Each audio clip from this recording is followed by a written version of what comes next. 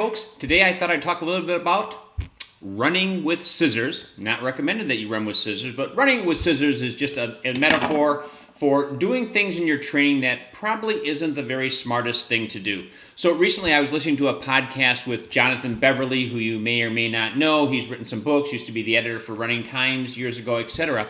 And in his latest book, they asked him, what was the big learning that he had as he was out looking at recreational athletes and the pros and people that endure and things like that? And he said the single biggest surprise he had is, despite all the evidence that says 80% of your running should be easy, 20% hard, etc., that people continue to overreach, do too much, and end up with injury. He was very surprised. So that, to me, is kind of what running with scissors means. Can you get away with running with scissors? Yes, you can.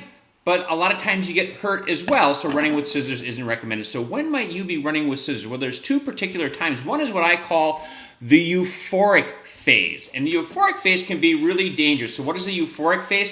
Typically, somebody's just coming back from an injury and they feel really good. They've had a great race. The training is going really well. But somehow you feel really great. And so what you do is you overreach. You decide that I feel great, more must be better. I'm going to do more miles. I'm going to do faster miles. We do too much. We're running with scissors. You might get away with it. You might also get hurt. So what should you do during the euphoric phase? You should stay on plan. And that plan is, for the most part, 80% of your running is easy, 20% is going to be moderate to hard. Don't go and look at a plan and add it all up. It doesn't come out exactly. That numbers will shift from time to time. That's a general guideline. And does that mean you can't ever do anything extra? No, it doesn't mean that. In general, I tell people, hey, if you want to add a few being the operative word, easy, another operative word, miles, it's not that big of a deal. If you ran a little bit faster on one day, that's not that big of a deal. The problem is when you're doing it a lot because you're in that euphoric phase, you are running with scissors, and you may or may not get away with that. There's another time besides the euphoric phase. It's almost the opposite. It's what I call the realization phase. So what is the realization phase? It's when all of a sudden somebody realizes that their goal race, they're not going to be ready.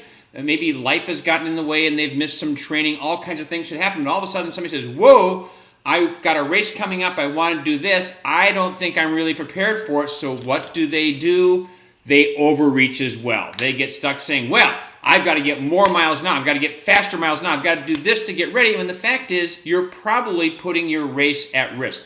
There's an old Chinese proverb that I think is appropriate here. It's appropriate in a lot of places. And it states that the best time to plant a tree is 20 years ago. The next best time is today. So if you're stuck in that realization phase where all of a sudden you realize, whoa, I haven't done the training that I needed. Yeah, it would have been nice to plant that tree 20 years ago, but you didn't. You start today, but you don't want to start by running with scissors. You want to start by being smart and build up and do what you can for race day, because you can't finish if you never start.